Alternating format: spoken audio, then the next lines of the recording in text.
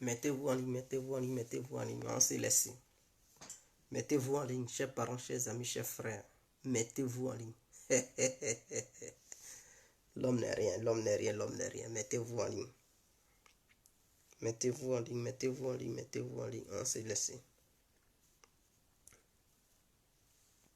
Mettez-vous en ligne, on s'est laissé. Mettez-vous en ligne, on s'est laissé. Mettez-vous en ligne, on s'est laissé. Mettez-vous en ligne. Partagez le direct, partagez le direct, partagez le direct. Partagez le direct. Partagez le direct massivement. Partagez le direct massivement. Partagez-le, partagez-le, partagez-le. J'espère que tout le monde va bien. J'espère que vous allez bien. Partagez le direct en quitté ici. On se laisse en même temps. Partagez le direct. Chers parents, chers amis, chers frères. Partagez le direct. Partagez le direct. On se laisse. Partagez le direct, on va se laisser. Partagez le direct, on va se laisser en même temps. Partagez le direct.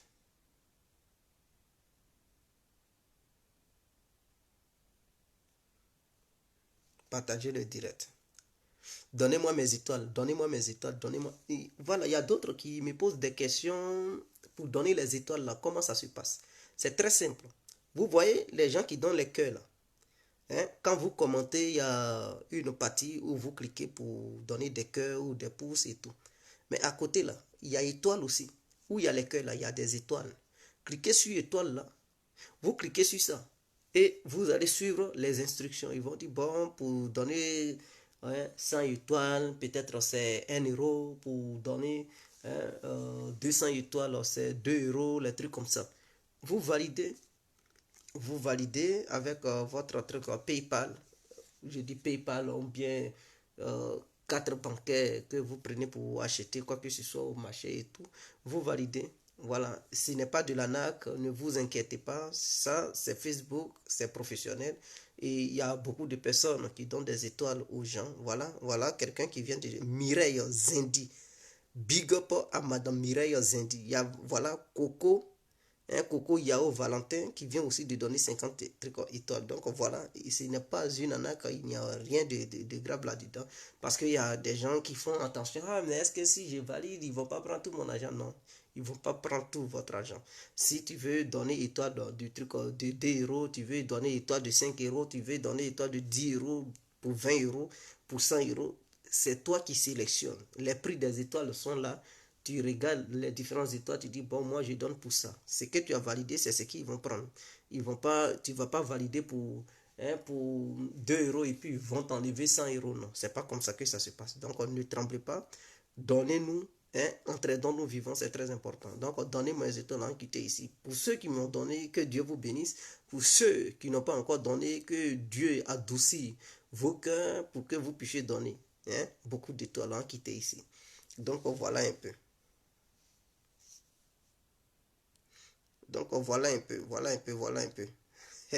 Voilà un qui vient de Mireille Zindi. Oh vraiment, Mimi, big up à vous, à vous. Voilà, je vais vous voyez, big up à vous. Voilà une femme qui aide son frère. C'est très important. Une femme qui aide son frère. Que Dieu vous bénisse, Madame Mireille. Qu'il donne tout ce dont vos enfants ont besoin, tout ce dont vous besoin. Maintenant, si vous n'avez pas encore d'enfants, vous allez en avoir. Dieu va faire, vous allez en avoir. Maintenant, si vous avez déjà, que Dieu les bénisse. C'est très important. Voilà. Qu'il écoute ta prière. C'est très important. Donc, voilà un peu. Donnez les étoiles en quitté ici. Donnez les étoiles en quitté ici. Bernie Prince. C'est pas comme ça on donne étoile. Étoile là, c'est là où il y a les cœurs là. Voilà, Bernie Prince. Voilà, il vient de donner 50 étoiles. C'est comme ça. Oh, vraiment, vous êtes magnifique. Vous êtes mignon. Big up à vous. Que Dieu vous bénisse. Voilà, Eva a raison. Elle a donné 200 étoiles. Eva. Madame Eva. Voilà. Ça, c'est une femme vraiment qui va aller au paradis. C'est une femme dont le chemin de son paradis est clair. C'est-à-dire, Eva, ne vous fatiguez plus. Seulement si vous partez, vous couchez, dites Dieu merci, bénissez Dieu. Parce que votre chemin du paradis est déjà réservé. qu'il pleut, qu'il neige, Dieu vous a déjà sélectionné pour aller au paradis. C'est très clair.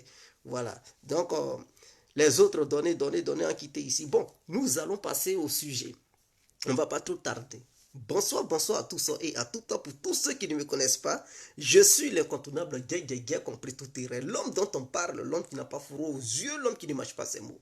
Vous pouvez aussi m'appeler devant la vie. L'homme n'est rien, gouverneur italien, docteur Modon, appelez-moi Boum Boum. Laisse-moi mourir 5 heures. Hein? Voilà. Alors, nous allons passer aux choses sérieuses. Parce que c'est très important ce qui se passe dans ces temps-ci.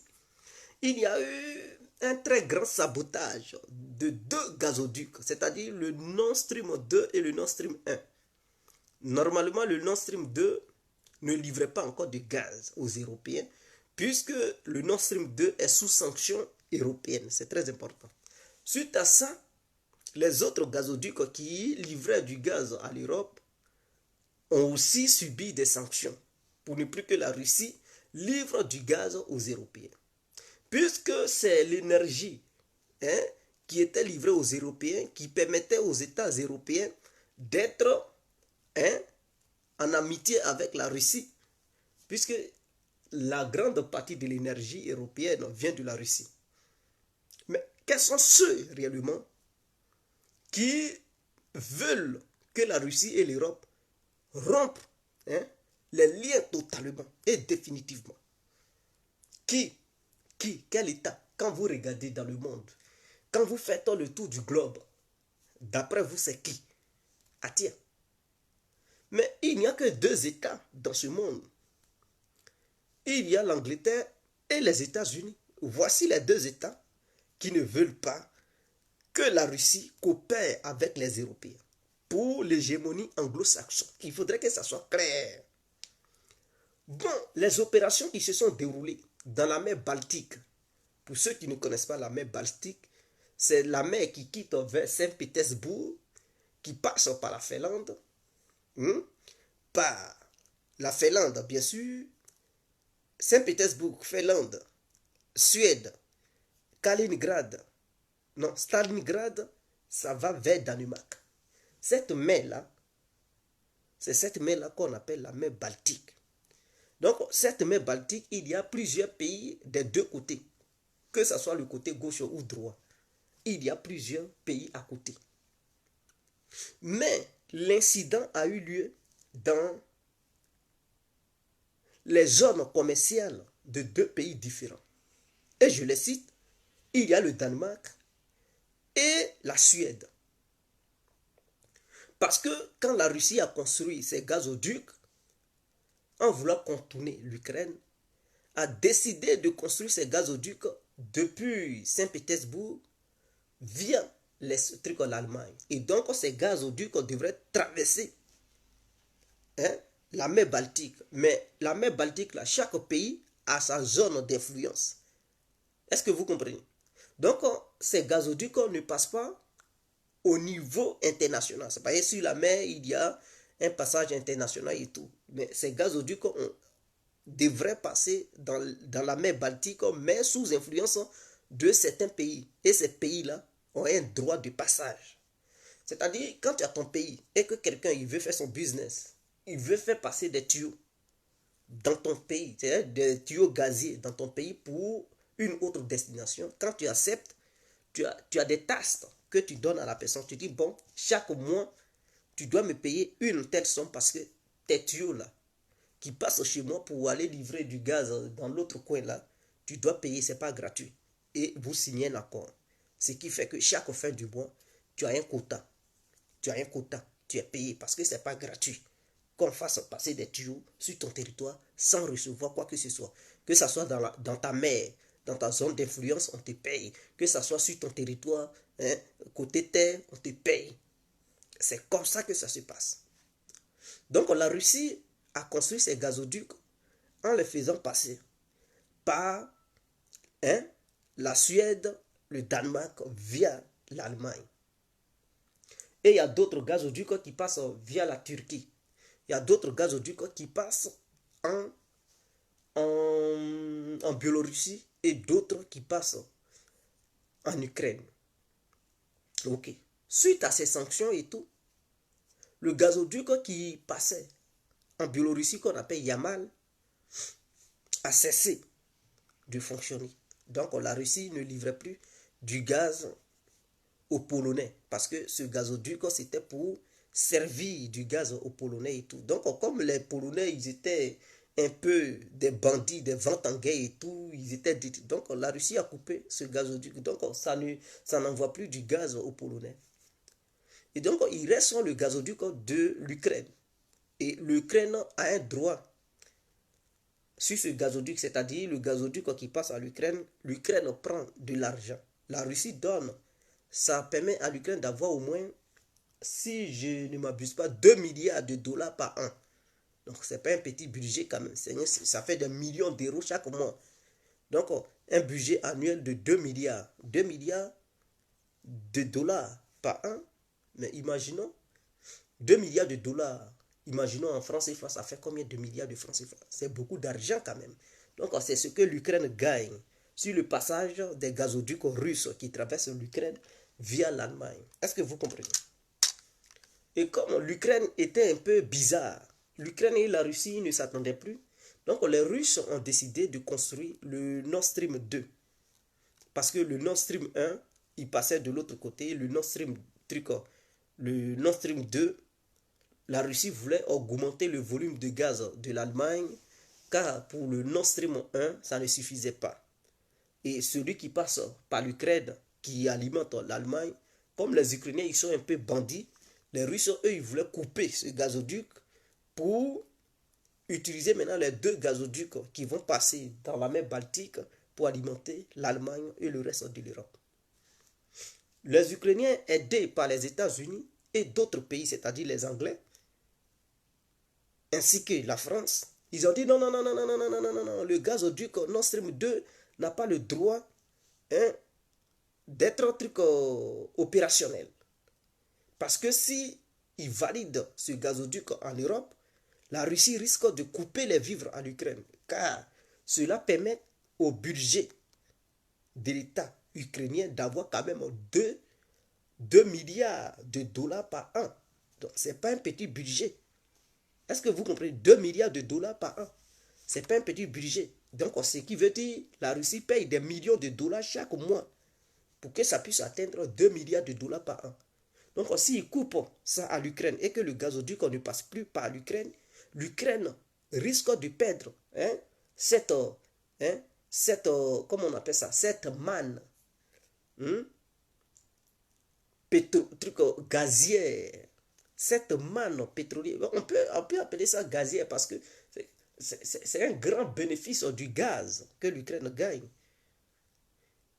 Et pour ça, les Européens, ils savent que si l'État ukrainien est en faillite, c'est eux qui vont remplacer l'argent, c'est eux qui vont aider les Ukrainiens, puisqu'ils soutiennent la politique de l'Ukraine. Et donc, comme ils ne veulent pas injecter beaucoup d'argent, ils voient déjà les 2 milliards de dollars que la Russie donne à l'Ukraine chaque année comme quelque chose qui peut booster l'économie ukrainienne. Donc, eux, ils ont dit non, non, non, ils ne vont pas laisser ce gazoduc Nord Stream 2 là être opérationnel. Donc les Américains ont combattu ce gazoduc jusqu'à ce que ce gazoduc prenne forme. Les Russes, malgré les sanctions, ils ont tout fait pour terminer le gazoduc. Donc il fallait maintenant mettre ce gazoduc en marche. Les Russes même ont injecté du gaz là-dedans. Donc dans le gazoduc, il y avait même du gaz qui était injecté là-dedans. Les Européens ont décidé, ils ont dit non, les Russes amassent des champs autour de l'Ukraine. Donc pour cela, il faut prendre une décision, il faut sanctionner le Nord Stream 2.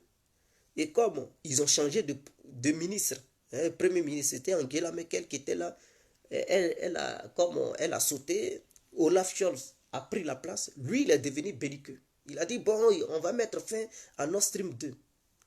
Et il a été pour, parce que Angela Merkel, elle s'opposait aux sanctions européennes contre Nord Stream 2. Mais le nouveau premier ministre qui est venu, lui, il a accepté. Il dit, bon, on est pour. Et ils ont sanctionné. Ils ont dit, bon, Nord Stream 2 ne verra plus le jour. Et les États-Unis d'Amérique, ils ont dit, si jamais la Russie attaque, on ne parlera plus de Nord Stream 2. Ils vont tout faire. Ils ont dit, mais c'est déjà terminé, vous allez faire comment? Ils ont dit, ils ne parleront plus jamais de Nord Stream 2 et de Nord Stream 1. Ok. La Russie est passée à l'acte. Les opérations spéciales sur le territoire ukrainien. Hier, le Danemark et la Suède découvrent que dans leurs eaux territoriales, leurs eaux, leurs zones d'influence dans la mer Baltique, la mer de la mer Baltique, là, ils ont des zones influentes où le gazoduc passait. Donc, eux, ils avaient une part du gâteau de ce que ce gazoduc, ou bien ces gazoducs apportaient aux Russes. Ils voyaient que non, il y a eu des sabotages, des fuites, et qui fait des diamètres de d'1 kilomètre dans la mer, qui intoxiquent la mer dans leur zone d'influence, à plusieurs niveaux. Ils comprennent que non, ça, c'est pas des fuites hasardeuses, et que c'est un acte de sabotage. Et dans la mer, 100 mètres de profondeur. 100 mètres de profondeur. Bon, 100 mètres, c'est profond. Parce que les sous-marins, c'est-à-dire les marins, les hommes qui nagent, les marins, pour aller à 100 mètres de profondeur, c'est un autre niveau. C'est pas facile d'aller là-bas. C'est-à-dire il faut avoir une technologie bien avancée pour y parvenir, c'est-à-dire pour trouver des tuyaux gaziers sous la mer à 100 mètres de profondeur pour les péter. Et les péter comment? Parce que ce sont des tuyaux blindés qui ont une épaisseur de 1 mètre. Ce sont des tuyaux. 1 mètre, vous connaissez 1 mètre. Les tuyaux, leur épaisseur, là, c'est 1 mètre. Pour ne pas que ça s'explose sous l'eau. Donc, mélangé avec un titane, avec du caoutchouc, tout ça, c'est bien protégé en fait. Et l'épaisseur, ça fait 1 mètre. Et c'est au milieu là que le gaz passe. Donc, ce sont des tuyaux qui ne peuvent pas exploser comme ça. Pour que ça explose là, tiens, il faut des milliers d'années pour que le fer rouille, pour que le fer même rouille jusqu'à ce qu'on dise, bon, ça ne tient plus. Mais ce n'est pas le cas. Ce sont des tuyaux qui sont conçus, remplis de titane, de l'inox, emballés avec des vrais caoutchoucs durs, épaisseur 1 mètre. 1 mètre là, c'est pas petit. Vous voyez le bras là, de la manière le bras est long comme ça là. Mon bras là, voilà, c'est comme ça l'épaisseur du tuyau. Donc, un tuyau comme ça là, comment ça peut être pété à plusieurs niveaux le même jour avec 2 gazoducs différents. On peut dire peut-être il y a eu un incident sur un gazoduc, mais les deux en même temps, Nord Stream 1, Nord Stream 2 en même temps. Un sabotage de combien de mètres, de kilomètres? Et c'est insaisissable. Et les gaz qui se trouvaient là-bas, parce que l'autre gaz, et ici il y avait 2 gaz différents, ont commencé à péter. Donc ça sort sur l'eau. Et les gens, c'est-à-dire le Danemark et la Suède, ont entendu des explosions sous la mer. Il y a eu des explosions bouillies. Et ils ont dit que ça a engendré un tremblement de terre dans leur dans leur pays. Donc ils ont senti des tremblements. Parce que quand ça pète sous la mer là, ils ont senti des tremblements et ils ont entendu des bruits. Mais ils ne savaient pas c'était quoi. Et c'est suite à ça ils ont découvert qu'il y avait fuite de gaz sur la mer. Ils ont pris leurs hélicoptères pour aller vérifier. Au même moment, l'Amérique propose aux Européens que non, elle va aider les Européens à avoir du gaz. Et le premier truc, l'ancien ministre des Affaires étrangères polonaise remercie les États-Unis pour ce qu'ils viennent d'accomplir. Les Ukrainiens, ils disent non, ce sont les Russes qui ont saboté les 2 gazoducs pour priver du gaz aux Européens. Donc, et plusieurs analyses, au lieu de voir la vérité et dire la vérité, ils disent non, ce sont les Russes. Peut-être les durs de la Russie, c'est eux qui ont fait ça, mais cet acte-là ne peut pas être posé par des individus, par des terroristes comme ça. C'est une décision de haut niveau d'État.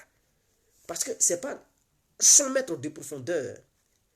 Il faut avoir un professionnalisme, pas possible. Ce ne sont pas des individus comme ça qui vont aller là-bas pour péter des gazoducs. Ce sont des aciers qui sont là-bas sous la mer.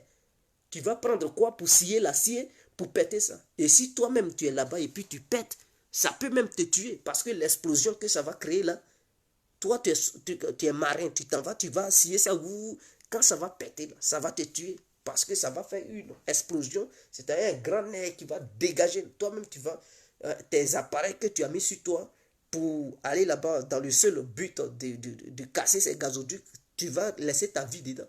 Donc, ce ne sont pas des saboteurs comme ça. C'est une décision d'un État qui a tous les moyens scientifiques, techniques et militaires qui a fait ces opérations. Attaquer les deux gazoducs au même moment, c'est très délicat. Et ce n'est pas avec des navires. On peut aller là-bas parce qu'un navire, si c'était un navire, le navire allait s'arrêter sur l'eau en train de mener les opérations. Et les satellites allaient repérer ces navires pour dire, mais ce navire-là, ça fait quoi? Parce que ce sont des pays qui sont collés. Donc, si des navires opéraient dans cet endroit-là, beaucoup allaient détecter ces navires et savoir que c'est le navire de tel pays qui était là à tel heure, tel jour. Ils allaient savoir d'où venaient ces attaques. Mais ce qui s'est passé, en analysant la situation, je comprends que ce ne sont pas des navires comme ça, ce sont des drones sous-marins. Ce sont des drones sous-marins. Ce sont des drones sous-marins qui ont été utilisés. C'est-à-dire des drones sous-marins sur lesquels il y a des caméras et depuis une base d'un pays puissant, d'un État puissant, les opérations ont été menées pour aller sur ces gazoducs, poser des bombes et faire exploser ces gazoducs en distance à travers des drones sous-marins. Et c'est ce qui s'est passé. Pour ne pas que ces drones soient détectés. Est-ce que vous comprenez? C'est-à-dire on met des bombes, c'est programmé. Les drones sous la mer, tout est filmé. Et depuis leur salle d'opération, ils contrôlent. Ils envoient ces drones-là dans l'endroit où ils veulent que ces drones fassent, ces drones déposent ces bombes. Donc tout est contrôlé. C'est comme des drones qui s'envolent, mais des drones marins et tout. Ils déposent là ces bombes-là sur ces tuyaux dans lesquels le gaz passe. Et ils éloignent les drones de l'endroit où ces bombes ont été posées. Et en distance, ils déclenchent les explosions. Une fois que c'est déclenché, mais les pays riverains dans lesquels ces gazoducs passent sont maintenant incapables de détecter ces drones parce que ces drones sont déjà partis. Est-ce que vous comprenez? Ils sont déjà loin du terrain des opérations. Et ils ne vont pas savoir d'où viennent ces bombes. Parce qu'une fois l'explosion, mais la mer va emporter les débris et tout. Est-ce que vous comprenez? Et donc, peut-être les opérations se sont déroulées tard la nuit. Donc, d'ici, ils vont dire la journée, les débris sont déjà partis. Il y a fuite de gaz.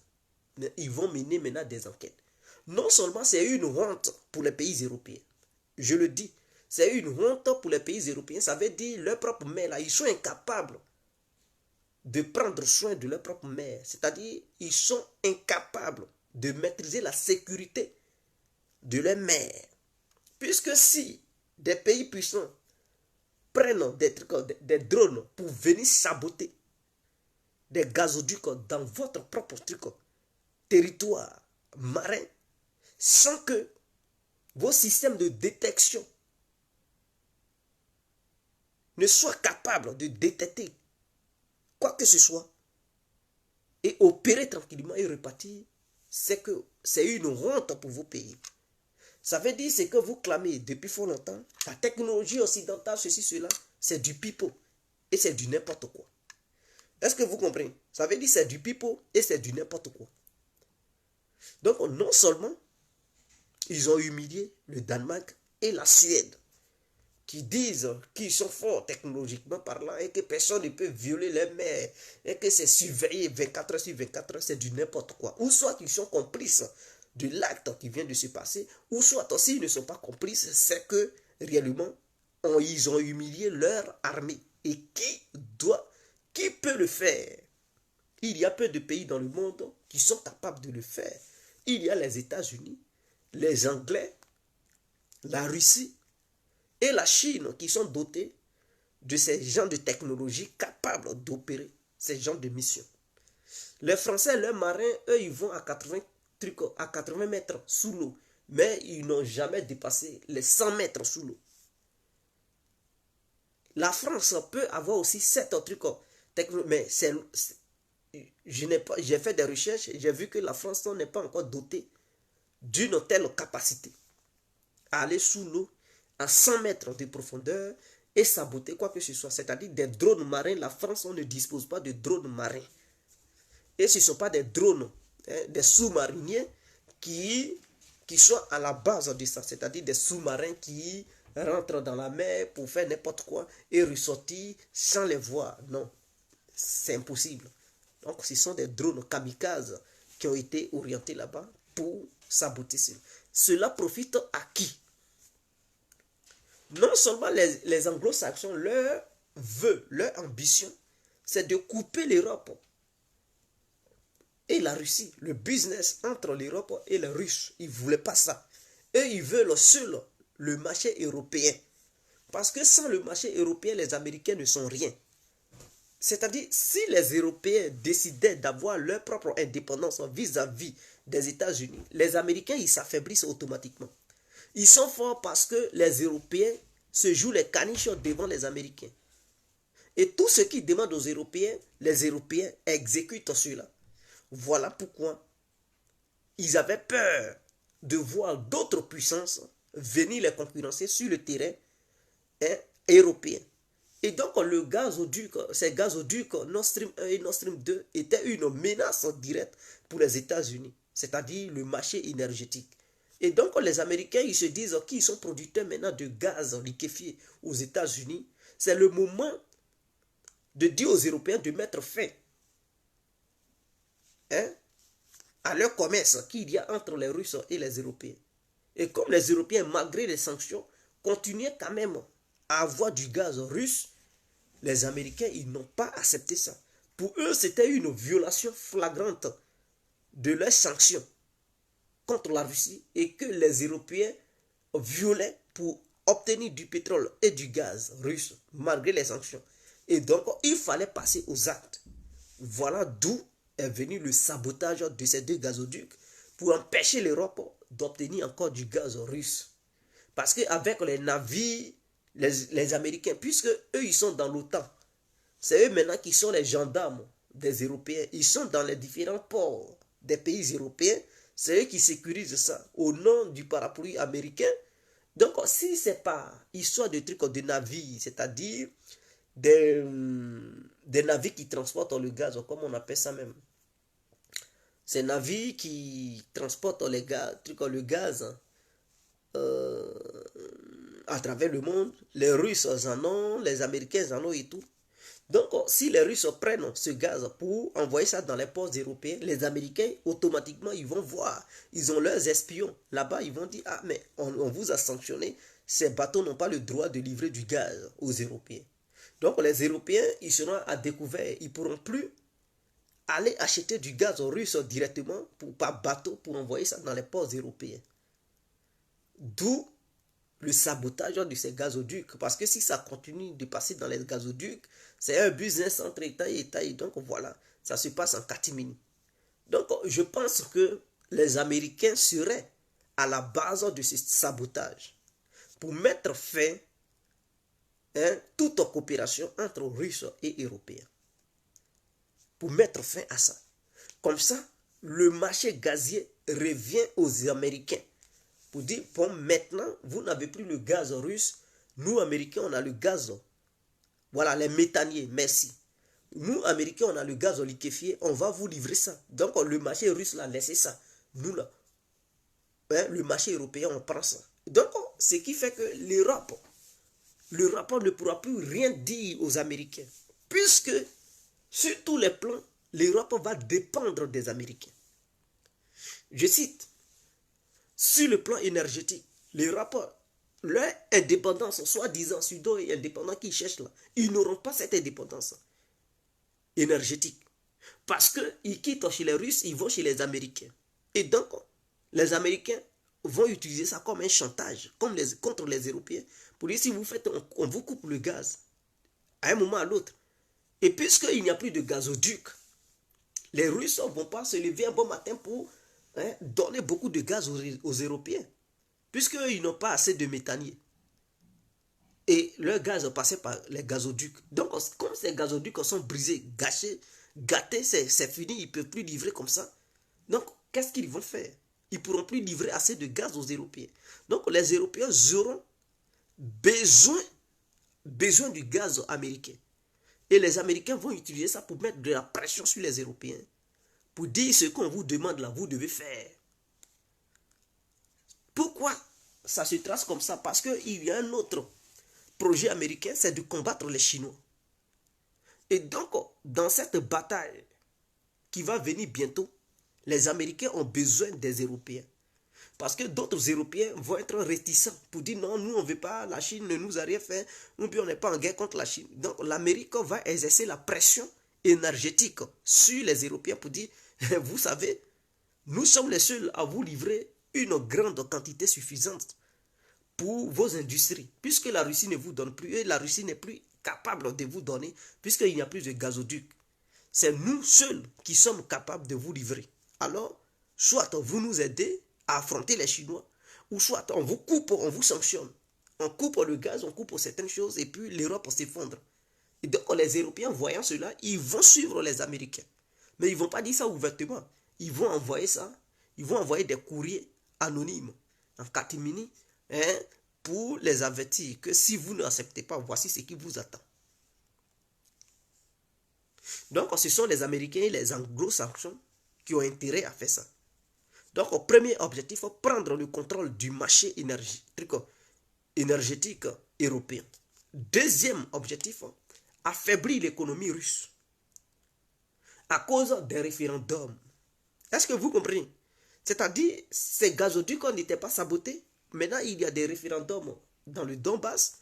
Ça coïncide avec le sabotage. Donc, c'est une manière de dire, puisque les Américains ont menacé, pour dire non, on va encore réagir immédiatement avec nos alliés pour vous porter un coup dur sur vos économies. Donc, pour eux, c'est un coup dur contre les Russes.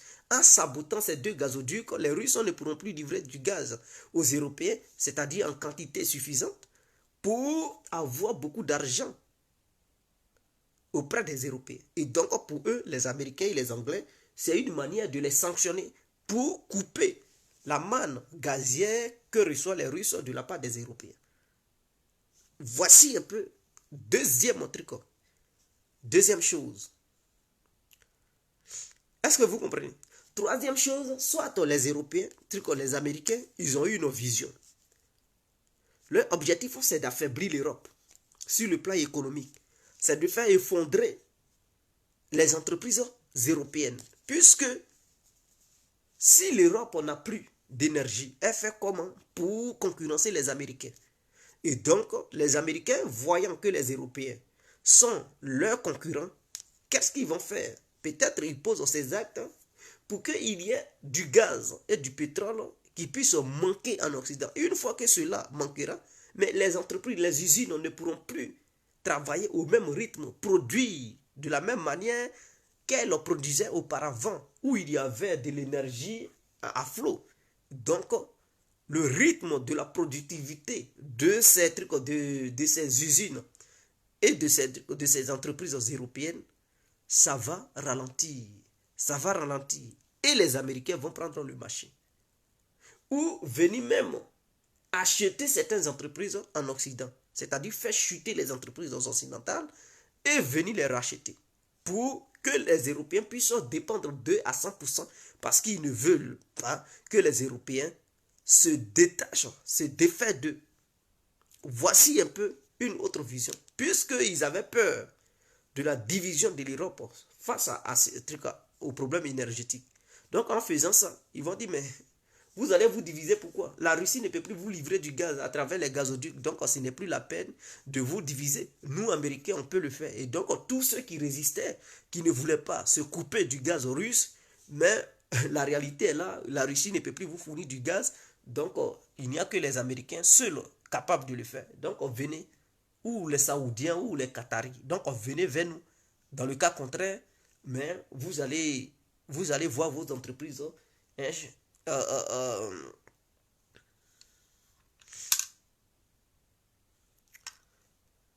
vous allez voir vos entreprises chuter une à une. Et cinquième objectif, c'est de pousser les Allemands, parce que dans ces temps-ci, les Ukrainiens ont dit aux Allemands, mais vous avez peur de livrer des armes. Hein? De quoi avez-vous peur? Et puis vous êtes réticents. Au lieu de livrer des armes, vous avez peur des Russes. Et tout. Donc, c'est une manière de pousser les Allemands à donner plus d'armes aux Ukrainiens. Puisque en Europe, la première puissance économique, c'est l'Allemagne. Et si l'Allemagne commence à se retirer, les autres pays européens vont suivre. Et les anglo-saxons le savent, le gouvernement de Kiev le sait. Et donc, il faut pousser les Allemands à dire que eux, là, ils supportent les Ukrainiens jusqu'au dernier Ukrainien. Quand les Allemands feront une telle déclaration, tous les autres pays européens vont suivre comme des moutons. Et ils sont comme ça. Ce que les Allemands décident de faire, les autres pays les suivent. Si les Allemands décident de se retirer, les autres pays vont commencer à se retirer. Parce qu'ils vont se dire, si les Allemands se retirent, quels que soient nos problèmes, les Allemands vont nous aider. Puisque économiquement parlant en Europe, c'est eux qui sont les maîtres. Est-ce que vous comprenez? Donc, objectif numéro 5, c'est de séparer les Allemands et les Russes. Ils ne veulent pas qu'il y ait un rapprochement entre l'Allemagne et la Russie. Et pousser les Allemands à livrer des armes. Puisque si l'Allemagne ne dépend plus de la Russie au niveau énergétique, et que dépend maintenant des États-Unis, des Américains et des Qataris, ils vont mettre la pression sur eux pour dire, écoutez, vous devez soutenir l'Ukraine, vous avez le droit de les soutenir, dans le cas contraire, on va vous couper le gaz. Et les Américains peuvent même faire du chantage sur les Allemands pour dire, si vous ne voulez pas aider, on va demander aux gens du Qatar là, de ne plus vous livrer du gaz. Et donc, l'Allemagne va se retrouver dans une situation délicate. Elle sera dans l'obligation de suivre les ordres de Washington. Donc, voici pourquoi ils ont saboté ça. Pour mettre les Allemands dans un dilemme entre deux feux et pour qu'ils puissent suivre les ordres de Washington. Donc, voici un peu. Non, le fait d'accuser les Russes, parce que les Ukrainiens, ils ont accusé les Russes. Les Danois et les Suédois, ils disent, bon, ils vont mener des enquêtes. Mais au finish, là, ils vont dire, ce sont les Russes. Attendez-vous. Demain, après-demain, là, ils vont dire, ce sont les Russes. Et même les journalistes ont commencé à dire, oh, ce sont les Russes qui ont saboté leur propre gazoduc. Mais attendez, des gens qui ont misé leur argent, ils ont mis leur truc, ils vont aller encore faire exploser leur propre gazoduc. Quelles sont ces bêtises-là? Et ils vont utiliser ça comme quoi les Russes ont violé l'intégrité territoriale des pays de l'OTAN en allant faire sauter des trucs. Donc c'est une déclaration de guerre. Parce que même s'ils découvrent que ce sont les Américains qui sont à la base, ils ne vont jamais accuser les Américains au jeu du monde. Jamais. Parce qu'ils ont peur. L'Amérique est leur maître. Donc ils ne peuvent jamais accuser cette Amérique-là d'être à la base de ça, parce que ça sera vu comme acte terroriste. Et quel pays européen, quand vous regardez les pays européens, quel pays européen qui a le culot de dire c'est l'Amérique? Parce que ce sont des actes du terrorisme d'État. Aucun pays occidental ne peut oser le dire. Même s'ils voient, ils vont dire ce sont les Russes. Puisque c'est une guerre médiatique, c'est une guerre de communication, ils diront que ce sont les Russes qui sont à la base. Et ils vont commencer à inventer n'importe quoi, faire des schémas bizarres, et beaucoup d'entre vous vont commencer à croire que c'est Poutine qui est à la base. Est-ce que vous comprenez? Donc les Ukrainiens ont déjà dit ça, mais à allez-y, regardez les médias mainstream. Ils disent oui, ça doit être les Russes. Ce sont les Russes. Ce sont les Russes parce qu'ils veulent que les Européens meurent de froid. Et c'est cette hypothèse qu'ils ont mis de l'avant. C'est cette hypothèse qu'ils proclament. Voilà, ce sont les Russes qui ont saboté ça. Mais quels sont ces délits? Dans la centrale nucléaire, c'était les Russes qui se bombardaient eux-mêmes. Aujourd'hui, les gazoducs sont sautés. On dit que ce sont les Russes qui ont saboté leur propre gazoduc. Mais quelles sont ces conneries-là? Mais qui a intérêt à saboter ça? Qui a intérêt à saboter les gazoducs? Ça profite à qui? Voici la question. Mais ça profite aux anglo-saxons et à l'Ukraine. Parce qu'en faisant cela, il reste maintenant un gazoduc qui passe au sein de l'Ukraine. Et donc, ça va empêcher les Russes de contourner l'Ukraine. Voici ce qui est clair. Et donc, les Ukrainiens vont recevoir leurs 2 milliards de dollars chaque fin de truc de l'année. C'est clair. Parce que si les Européens, c'est-à-dire s'ils ne sabotaient pas les 2 autres gazoducs, les Russes, à un moment donné, ils allaient couper le gazoduc qui passe par l'Ukraine pour contourner l'Ukraine et faire passer le gaz pour envoyer ça en Europe. Donc, en sabotant ces 2 gazoducs, ça empêche les Russes de contourner l'Ukraine. Et donc, le gaz va toujours couler au sein de l'Ukraine. C'est une manière de faire comprendre aux Russes que vous n'allez pas contourner l'Ukraine et que vous le voulez ou pas, vous allez donner du gaz aux Ukrainiens, vous allez leur donner de l'argent et ils vont utiliser ce gaz pour se chauffer en hiver et tout. Donc, c'est une manière. Et donc, quand les Ukrainiens accusent les Russes d'être à la base, c'est du n'importe quoi. Ils savent qui a fait. Ils savent quels sont ceux qui ont fait. Mais les Ukrainiens n'ont pas la capacité technique et militaire de faire une telle opération. Et donc, ceux qui sont capables de le faire, ce sont les anglo-saxons, soit les Américains ou les trucs ou les Anglais. C'est tout. Les Américains ou les Anglais qui sont à la base. C'est tout. Donc, voilà. Mais la Russie n'a pas encore accusé qui que ce soit. La Russie n'a pas encore accusé qui que ce soit. Si, parce que le problème, c'est que les Européens vont refuser que les Russes fassent les enquêtes avec eux. Ils vont dire non, non, non, non, nous ne sommes pas là, on ne veut pas. Nous seuls, on va faire les enquêtes. Et ils ne vont pas laisser les Russes s'approcher de là, puisque c'est dans leurs eaux. Ce sont les gazoducs russes, bien sûr, mais les actes se sont produits dans les eaux danoises et suédoises. Et ces eaux-là, ce n'est pas la Russie qui contrôle ces eaux-là. Si ça s'était produit dans les eaux russes, on allait dire, mais la Russie est incapable de sécuriser ses propres eaux. Mais ces eaux sont, ces actes ont eu lieu dans les eaux européennes, danoises et suédoises. Donc, si la Russie partait dans ces eaux, ils vont dire, oh, la Russie a violé, le territoire suédois, a violé le territoire danois. Donc la Russie, c'est-à-dire les navires russes n'ont pas le droit d'aller là-bas. Les sous-marins russes, s'ils vont là-bas et qu'on les repère, c'est comme s'ils violaient le territoire, l'intégrité territoriale de certains pays de l'UE. Et donc les Russes n'ont pas le droit d'aller là-bas. Donc c'est à eux de monter la garde. Maintenant, s'ils ont mal monté la garde et qu'ils n'ont pas pu sécuriser ces gazoducs et qu'il y a eu des incidents, mais c'est à eux de faire appel aux Russes pour ensemble mener les enquêtes, puisque où il y a eu les incidents, là, ça appartient à un pays. Et ce pays-là, c'est la Russie. Et donc, le bon sens, on dirait qu'ils appellent les Russes, les experts russes et leurs experts pour mener des enquêtes et voir si c'est un acte de sabotage. Et cet acte vient d'où? Si est-ce qu'il peut y avoir des débris d'un drone ou bien d'une bombe quelconque sous la mer? Voilà. Chaque pays va envoyer sa technologie. Mais eux, là, les Américains vont mettre la pression sur les Européens pour dire non, n'appelez pas les Russes, écartez-les. Et que nous, on peut venir vous aider. Vous voyez ce qui va se passer. C'est-à-dire, les Américains vont proposer aux Européens qu'ils sont prêts à envoyer leurs spécialistes pour mener les enquêtes et qu'ils n'ont qu'à éloigner les Russes. Ce qui va compliquer la tâche.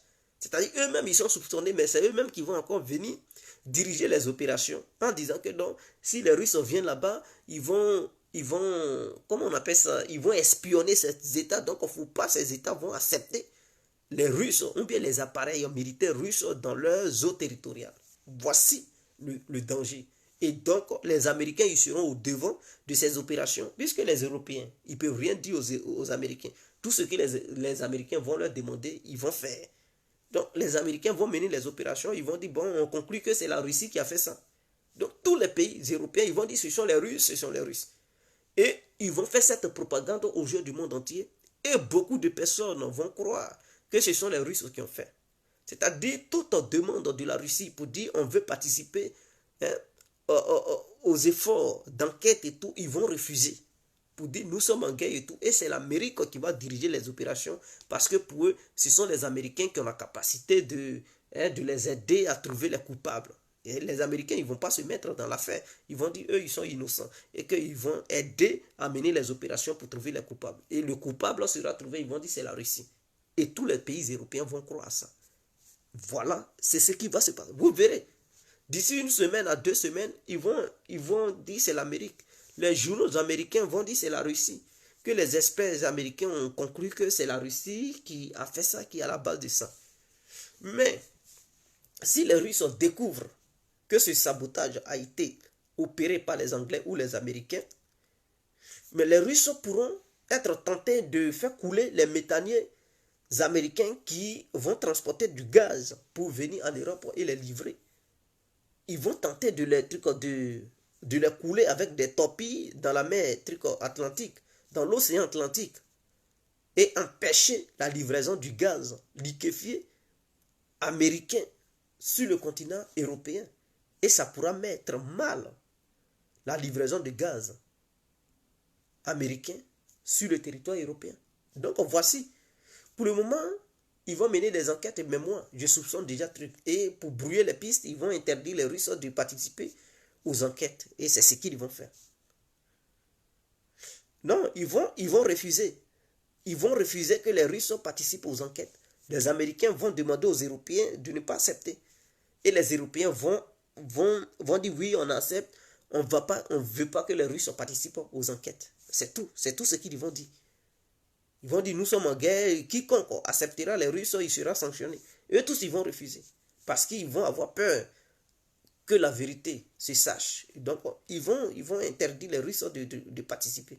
Puisque c'est dans leurs eaux, c'est dans leur territoire. S'ils disent, non, on ne veut pas que les Russes viennent sur notre territoire pour participer et tout, et qu'eux-mêmes, ils vont faire des enquêtes et ils vont conclure pour dire, ce sont les Russes qui sont à la base. Voilà ce qui va se passer. Je vous le promets, d'ici 1 semaine à 2 semaines, vous allez voir. Ce que je vous dis là, notez ça. Tous ceux qui vont suivre ce direct là, notez ça quelque part. C'est ce qui va se passer trait pour trait. Et ils vont accuser la Russie.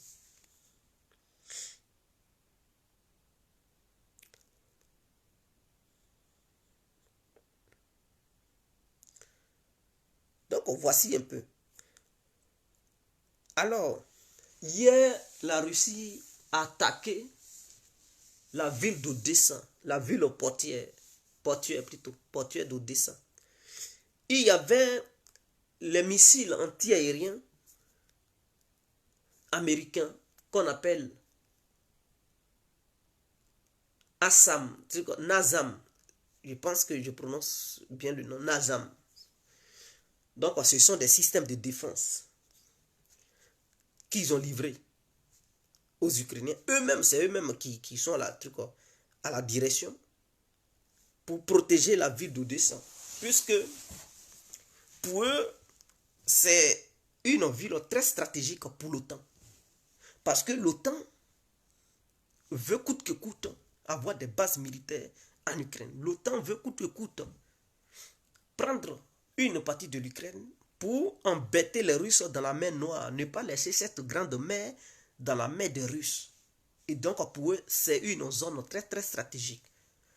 Et que comme les Russes ont pris la mer d'Azov et une partie de la mer Noire, côté Kherson, parce qu'il y avait un port là-bas, comme les Russes ont pris là-bas, ils ne veulent pas laisser le port de Nikolaev et le port d'Odessa. Pour eux, ces deux ports-là sont très stratégiques pour l'OTAN. Et qu'avoir ces ports-là, c'est une manière de ne plus laisser la libre circulation des navires russes dans cette mer et les mettre sous pression, les provoquer et faire n'importe quoi. Donc, Odessa est une ville qui est protégée. Les militaires français, d'ailleurs, ont quitté la Roumanie pour rejoindre la ville d'Odessa dans le but de défendre cette ville. Donc, il y a assez de mercenaires. Pour ceux qui ne savent pas, il y a eu des militaires de l'OTAN, de la France, qui ont quitté la Roumanie pour rentrer à Odessa, qui sont là-bas en ce moment où je vous parle. Les Américains ont livré des systèmes de défense aérienne pour protéger la ville face aux avions et les missiles de croisière russes. Bon, hier, les Russes savaient cela. Hier, il y a eu une attaque de grande envergure sur la ville. Ils ont pris les drones iraniens, ils ont détruit ces systèmes de défense américains. Ces systèmes de défense américains ont été détruits, anéantis hier. Donc, c'est une humiliation, non seulement pour la technologie américaine, qui avait fait croire aux Ukrainiens qu'avec ces systèmes de défense, hein, la Russie ne pouvait plus attaquer cette ville appelée Odessa. Et la Russie a lancé un missile par avion pour frapper l'aéroport d'Odessa, qui est maintenant inutilisable aujourd'hui. Ça a été détruit totalement. Et donc, les systèmes de défense américains n'ont pas pu arrêter le missile. Et les drones iraniens, des drones kamikazes, ont détruit ces systèmes de défense. Donc, pour les Ukrainiens, c'est inadmissible. Et pour l'OTAN, c'est un problème sérieux.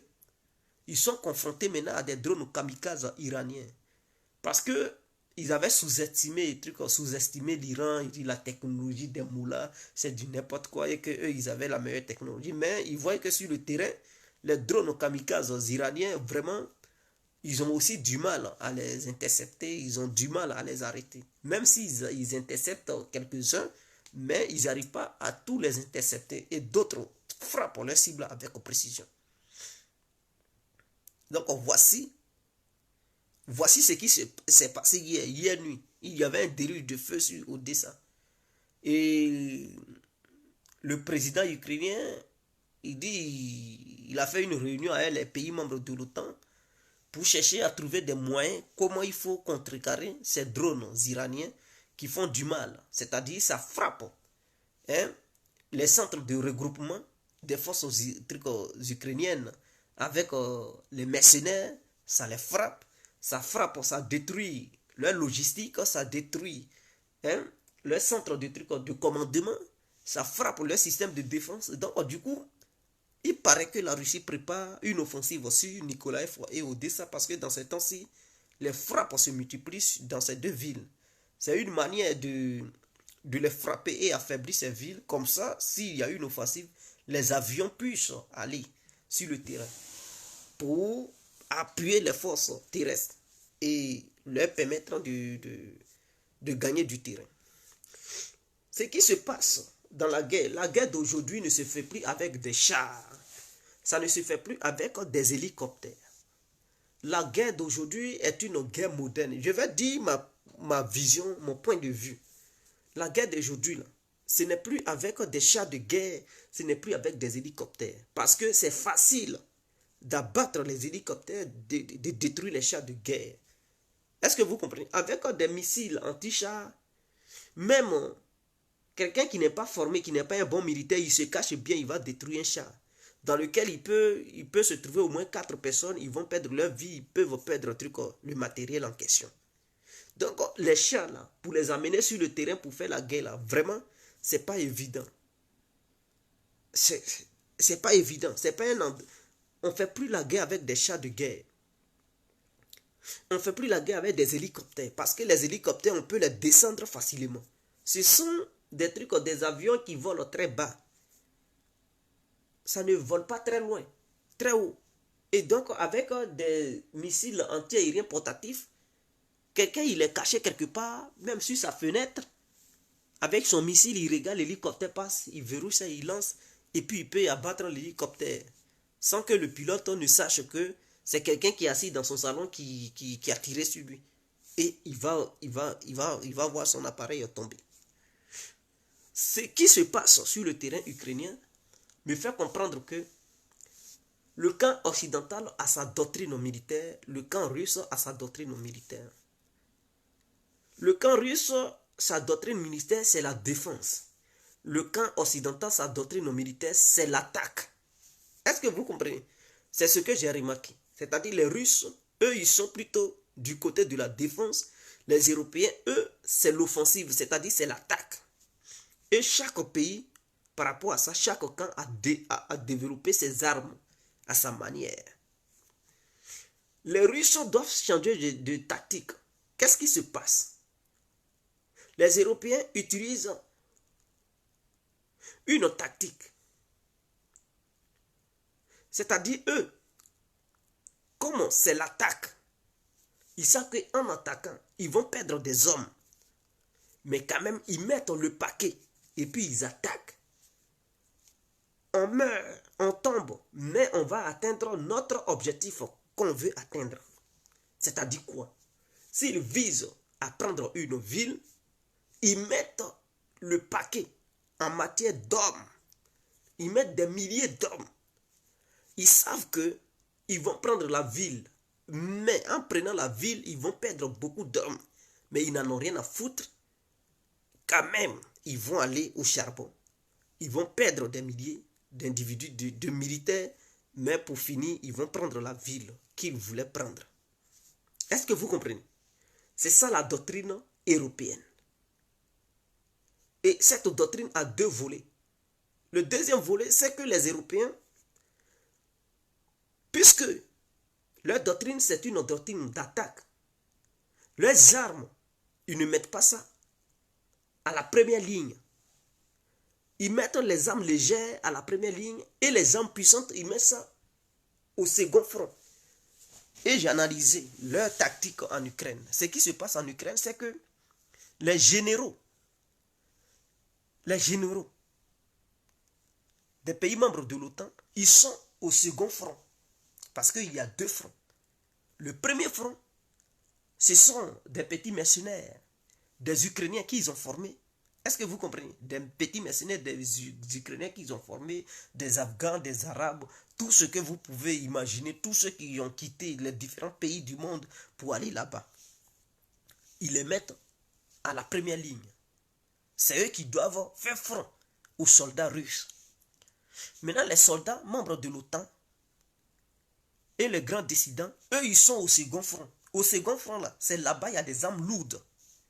Leur objectif, c'est de frapper les arrières de l'armée russe.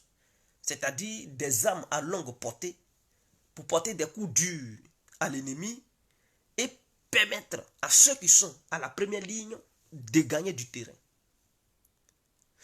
Et eux là, ceux qui sont au second front, à la seconde ligne, eux ils sont protégés par des systèmes de défense. Ceux qui sont à la première ligne ne sont pas protégés par ces systèmes de défense. Donc, l'aviation ennemie, c'est-à-dire l'aviation russe, peut frapper ceux qui sont à la première ligne. Mais l'aviation russe ne peut pas traverser pour venir frapper ceux qui sont à la seconde ligne. Puisqu'ils sont bien protégés. Et de là-bas, ils opèrent, ils frappent sur les Russes et tout. Quand les Russes ripostent, eux, ils sont obligés de frapper ceux qui sont à la première ligne. Alors, pour les avoir, les Russes doivent changer de tactique.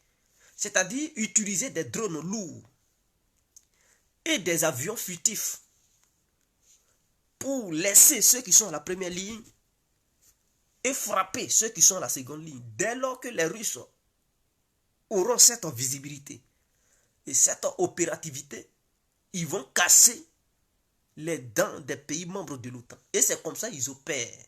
Ils vont les casser, c'est-à-dire frapper les centres de contrôle. Hein? Les centres de contrôle et les sites de lancement de leurs missiles, que ce soit César, HIMARS, ils doivent frapper ces sites. Quand ils frapperont ces sites, ceux qui sont à la première ligne vont s'affaiblir. Parce qu'ils n'auront plus le soutien de ceux qui sont à la seconde ligne pour frapper de l'autre côté. Donc ceux qui sont à la première ligne, eux, ils vont aller au charbon sans retour. Voici ce qui est clair. Donc la Russie doit changer sa tactique. Donc les Russes, eux, comme ils sont dans la défense, ils ont tout un système de brouillage électronique et des systèmes de défense. Et donc, quand les autres attaquent, eux, ils défendent. Donc, ils portent des coups durs à ceux qui sont à la première ligne. Donc, les soldats ukrainiens, quand ils vont, ils perdent 10 000 personnes pour prendre une ville. Ou bien pour prendre un village, ils sont obligés de perdre au moins 2 000 personnes pour prendre au moins un village. Et c'est ce qu'ils font en Ukraine. Mais ils n'en ont rien à foutre, puisqu'ils ont adopté la doctrine occidentale. Et au temps de l'Union soviétique, c'était cette doctrine, l'attaque que l'Union soviétique avait adoptée face aux Allemands. Et donc, l'Union soviétique était obligée de perdre beaucoup de soldats. C'est-à-dire, eux, ils attaquaient seulement. Et les Allemands, ils étaient maintenant dans une position de défense. Donc, à chaque endroit où les soviétiques devraient prendre, ils perdaient des milliers de personnes. C'est-à-dire, ils ont perdu jusqu'à 27 millions de personnes pour pouvoir arriver à Berlin. Parce que les Allemands, à un moment donné, eux, ils étaient à l'offensive dans l'attaque. Les Russes, les Soviétiques, ils étaient dans la défense. Mais quand les Soviétiques se sont lancés dans l'attaque, les Allemands, ils se sont mis dans la défensive. Et donc, du coup, ils ont porté des coups durs aux Soviétiques. Et ce qui se passe en Ukraine, les Russes sont dans la défensive, les Occidentaux sont dans l'offensive. Et c'est par rapport à ça, c'est la doctrine militaire de chaque camp. Les Russes ont toujours défendu, ils n'ont jamais eu la vision offensive de la guerre. Donc vous voyez, les Russes, eux, quand ils font truc, ils font leurs appareils militaires, ce sont des systèmes de défense, ils font peu d'avions et beaucoup de systèmes de défense, c'est ce qu'ils font. Les Européens, ils font peu de systèmes de défense, beaucoup d'avions, parce que eux, ils aiment attaquer, et c'est l'offensive qui est dans leur tête. Donc voici la doctrine des deux côtés en fait.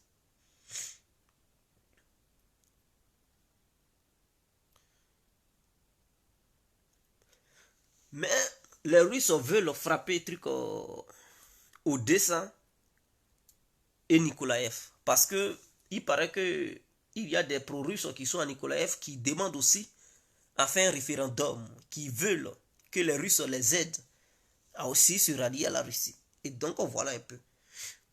Normalement, Poutine doit prendre la parole dans 3 jours, c'est-à-dire le 30 de ce mois, pour lancer un ultimatum aux Ukrainiens de quitter les territoires occupés de ces 3 républiques qui vont faire partie dorénavant de la Russie. Donc aujourd'hui, normalement, les premiers résultats devraient être proclamés et demain, les résultats définitifs. Et suite à ça, ils vont emmener les trucs à la Douma. La Douma va valider et ils vont amener ça au conseil je sais pas, conseil de sécurité ou bien ce qu'on appelle Sénat.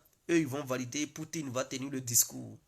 Donc, ça sera un discours très offensif. Soit les Ukrainiens se retirent de ces partis, des 3 républiques qu'ils occupent, ou soit la Russie déclare la guerre officiellement à l'Ukraine. Donc, c'est ce que Poutine va tenir le 30 de ce mois. Donc, soit la Russie passe à la guerre ou les Ukrainiens se retirent. Donc, voilà, la Russie bientôt va rentrer en guerre officiellement avec l'Ukraine et les Occidentaux. Et donc, voilà, tout le monde attend le discours de Poutine.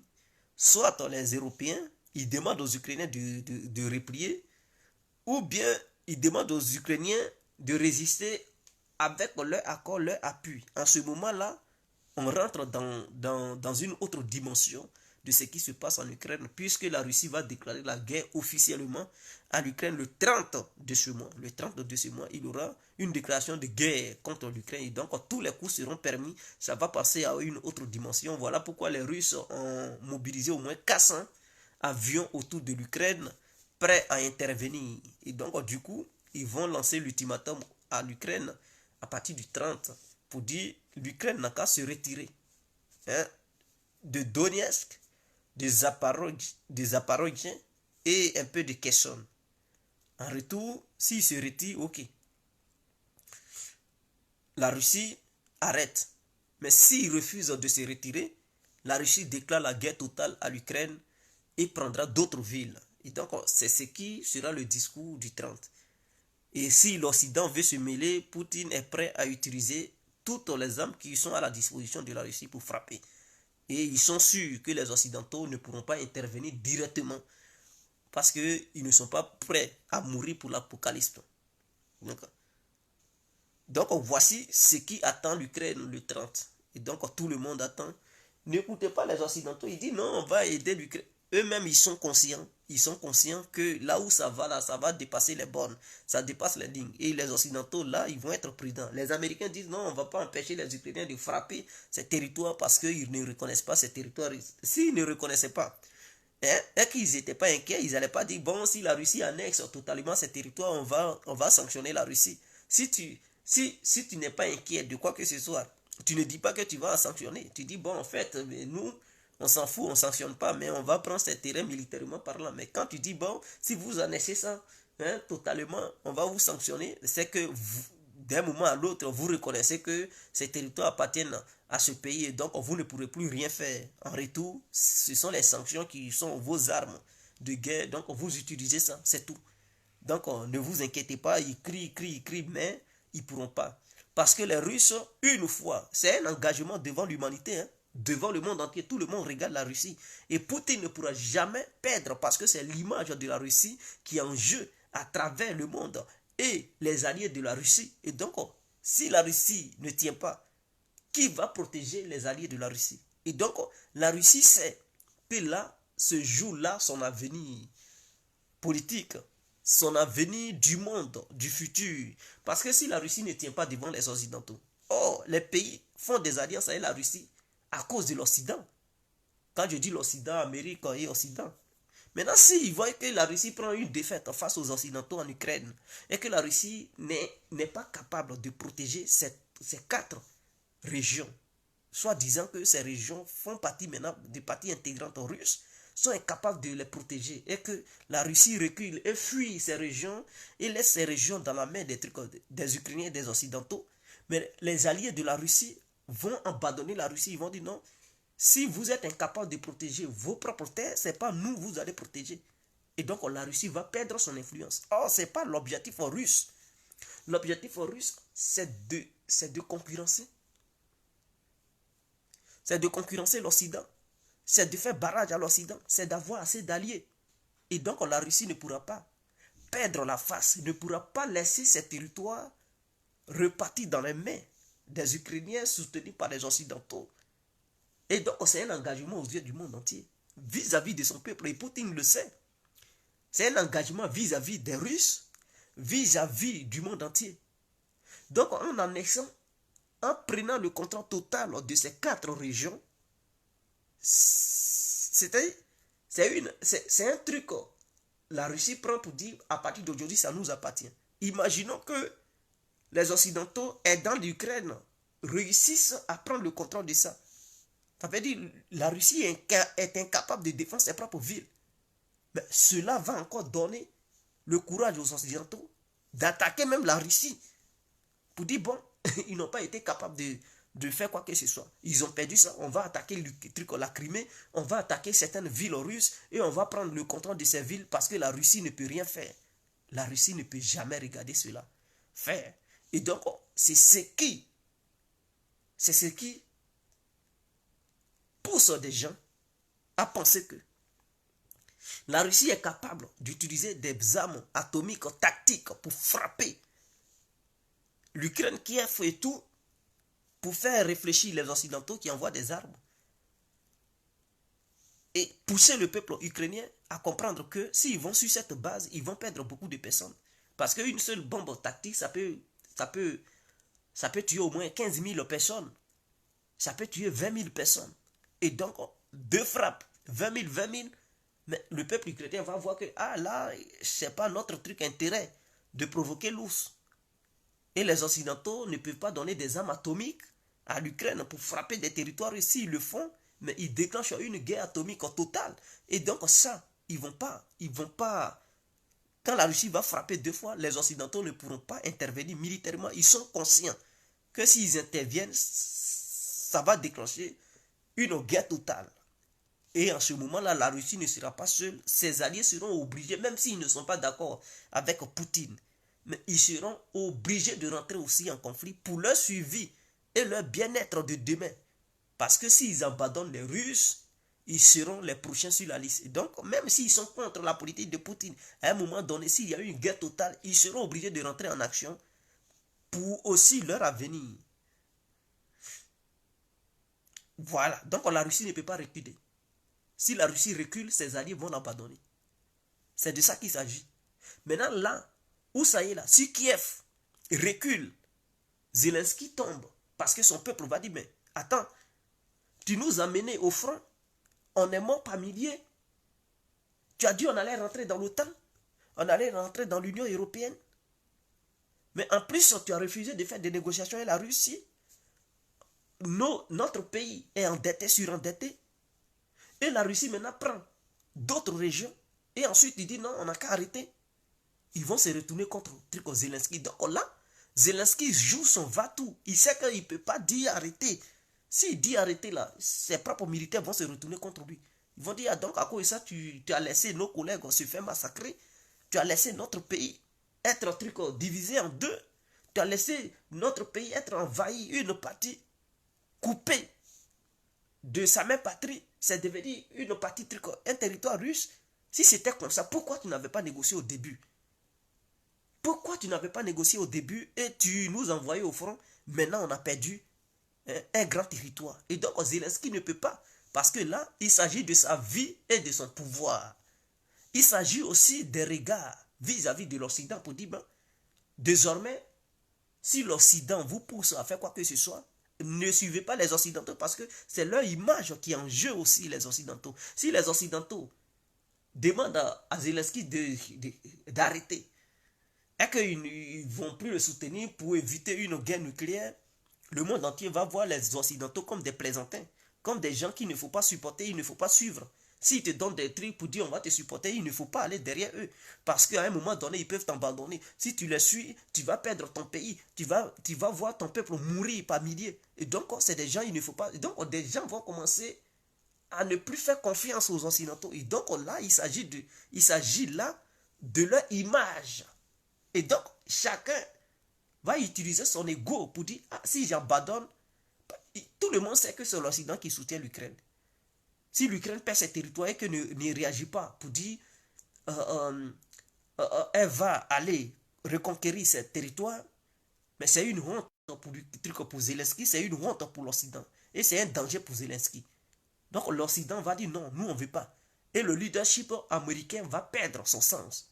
Et donc, étant dans cette vision, ils vont vouloir, quoi qu'il en coûte, aller de l'avant. Poutine aussi, il joue son va-tout. Il sait qu'il y a ses alliés qui sont là, qui le regardent. Le monde entier le regarde, son peuple le regarde. Donc là, il ne va pas perdre la face. S'il est trop acculé, il va utiliser des armes nucléaires tactiques pour frapper et faire comprendre aux Occidentaux que non, trop c'est trop. Et que si vous continuez, je vais utiliser le gros suppositoire. Quand ça va être comme ça, ils vont être devant les faits accomplis. Mais s'ils abandonnent aussi, ce n'est pas bon. Et c'est ça qui est le vrai danger. Parce que Poutine ne peut pas reculer. Il ne peut plus reculer là où il est là. Il est prêt à tout. Il est prêt à tout. C'est l'Occident qui doit reculer. C'est l'Occident qui doit reculer. Et s'ils reculent, ils vont dire, ah bon, nous, on ne peut plus supporter l'Ukraine parce que ceci. Et puis bon, ils vont mettre la défaite sur le dos des Ukrainiens pour dire, bon, c'est eux qui ont perdu, ceci, cela. Et puis eux, ils vont essayer de laver leur image, ceci, cela. Et ils vont sortir de là. Mais s'ils veulent, coûte que coûte, accompagner l'Ukraine, ça peut dégénérer. Ça peut dégénérer parce que là où ça est là, il n'y a plus d'histoire. Les Russes ne vont plus reculer. Ils ne vont plus avoir peur de quoi que ce soit. Ils vont aller de l'avant. C'est ça le vrai danger. Donc voici un peu ce que je tenais à dire. On va voir les jours à venir. Quand Poutine va tenir son discours, on verra l'évolution de la situation. Sur ce, on se laisse. Je vous souhaite une très bonne nuit. Prenez bien soin de vous. Que Dieu vous bénisse. Et merci à toutes les personnes qui m'ont donné les étoiles. Que Dieu vous protège, qu'il vous bénisse en instant.